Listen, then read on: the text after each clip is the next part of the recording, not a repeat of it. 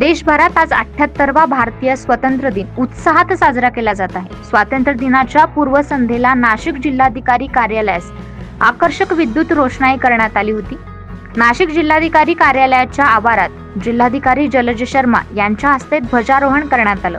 तसेच जिल्हाधिकारी जलज शर्मा यांनी उपस्थितांना भारतीय स्वातंत्र्य दिनाच्या शुभेच्छा दिल्या।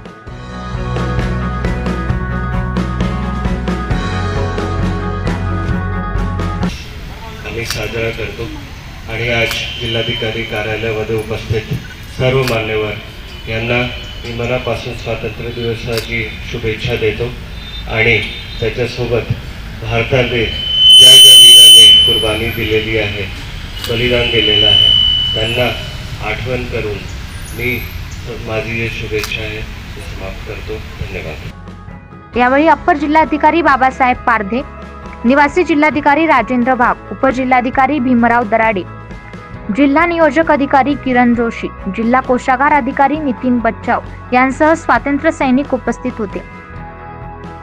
9 न्यूज महाराष्ट्रासाठी प्रतिनिधी अमोल वाघमोडे।